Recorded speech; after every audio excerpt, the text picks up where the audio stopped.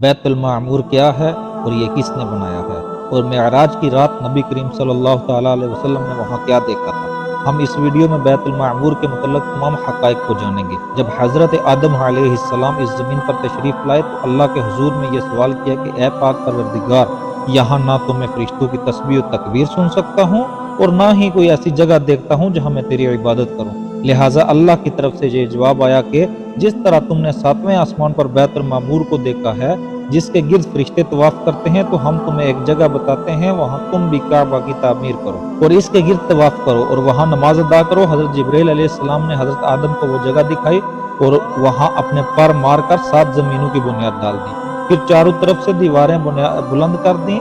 اس خانہ خدا کی تعمیر حضرت نوح علیہ السلام نے کی اور پھر حضرت ابراہیم علیہ السلام نے اس کی تعمیر کو مکمل کیا، جسے آج ہم خانہ کعبہ کہتے ہیں۔ اب سوال یہ اٹھتا ہے کہ 7ویں آسمان پر موجود وہ مقدس گھر کیا تھا جس کی مشابہت میں حضرت آدم نے خانہ کعبہ کی تعمیر کی؟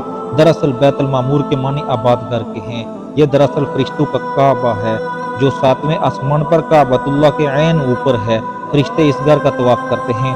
بیت المعمور زمین اور آسمان کی پیدائش سے 50,000 سال پہلے تخلیق کیا گیا۔ روایتوں کے مطابق ہر روز 70,000 فرشتے عبادت اور طواف کے لیے آتے ہیں اور ایک دفعہ طواف کے بعد ان کو قیامت تک دوبارہ موقع نہیں ملے گا، اور اس طرح ہر روز نئے 70,000 فرشتے آ جاتے ہیں۔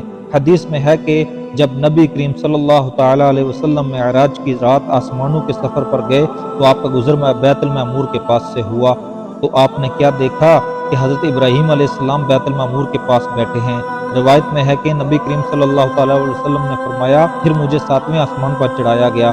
وہاں ایک ادھیڑ عمر کے بزرگ بیت المعمور کے دروازے کے قریب ایک کرسی پر تشریف فرما رہے تھے۔ ان کی شکل نبی کریم صلی اللہ تعالیٰ علیہ وسلم کے مشابہت تھی۔ آپ صلی اللہ تعالیٰ علیہ وسلم نے دریافت کیا، یہ کون ہیں؟ حضرت جبریل علیہ السلام نے عرض کیا، یہ حضرت ابراہیم ہیں۔ ابن ابی حاتم کی روایت کے مطابق رسول اللہ صلی اللہ تعالیٰ علیہ وسلم نے فرمایا کہ آسمان میں ایک گھر ہے جسے معمور کہتے ہیں جو کعبہ کی سمت میں ہے۔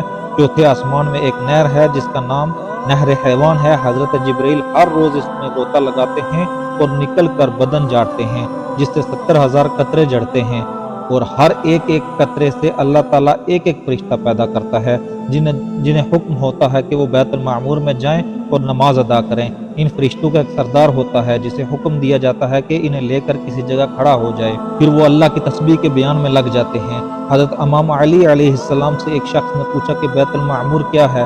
آپ نے فرمایا، یہ آسمان میں ہے، یہ کعبہ کے ٹھیک اوپر ہے۔ جس طرح زمین کا کعبہ حرمت کی جگہ ہے، اسی طرح وہ آسمان کا کعبہ ہے۔ ہر روز اس میں 70,000 فرشتے نماز ادا کرتے ہیں، لیکن جو آج گئے ہیں ان کی باری قیامت تک دوبارہ نہیں آئے گی، کیونکہ فرشتوں کی تعداد ہی اس قدر ہے۔ روایتوں کے مطابق معراج کی رات بیت المقدس میں تمام انبیاء کرام اور مرسلین نے حضور صلی اللہ علیہ وسلم کی امامت میں نماز پڑھی، اور بیت المعمور میں تمام انبیاء اور پچھلی امتوں کے ایمان والوں نے نبی کریم صلی اللہ علیہ وسلم کی امامت میں نماز ادا کی۔ جب نبی کریم صلی اللہ تعالیٰ علیہ وسلم بیت المعمور کے قریب گئے تو وہاں کچھ فرشتوں کو دیکھا، کچھ رکوع میں تھے، کچھ قیام میں تھے، کچھ سجدے میں گرے تھے۔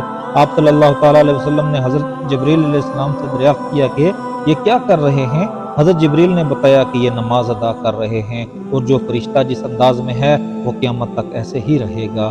آپ کو یہ عبادت اتنی پسند آ گئی کہ آپ صلی اللہ علیہ وسلم نے اللہ سے اپنی امت کے لیے نمازوں کا تحفہ مانگ لیا، لہٰذا اللہ نے اہل ایمان پر رحم کیا اور ایسی نماز ادا کی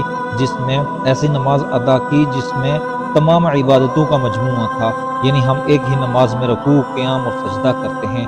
سورۃ طور میں اللہ تبارک و تعالیٰ نے اس مقدس گھر کا ذکر کچھ یوں کیا ہے، قسم ہے طور کی اور اس کتاب کی جو لکھی گئی ہے کشادہ ورقوں میں، اور بیت المعمور یعنی اس آباد گھر کی قسم ہے، اور اونچی چھت کی اور جوش مارتے ہوئے سمندر کی، بے شک آپ کے رب کا عذاب واقع ہو کر رہے گا۔ محققین نے بیت العمور کو ہماری اس کائنات کا مرکز قرار دیا ہے، جیسا کہ کعبہ شریف ہماری اس دنیا کا مرکز ہے جس کے گرد تمام بندے طواف کرتے ہیں، اسی طرح تمام فرشتے بیت المعمور کے گرد چکر کاٹ رہے ہیں۔ غرض یہ کہ کائنات میں تقریباً تمام چیزیں محو گردش ہیں۔ بے شک اللہ نے اس کائنات کے نظام میں ہمارے لیے توحید کے پیغام کو کھول کر کے رکھ دیا ہے کہ انسان کی زندگی کا بھی ایک مرکز ہونا چاہیے جس کے اصولوں کا اس سے پابند ہونا چاہیے۔ وہ مرکز اللہ کی ذات ہے، اللہ کی ذات ہے جس کے گرد گھوم کر اور اس کی اطاعت میں رہ کر ہی فلاح پائی جا سکتی ہے۔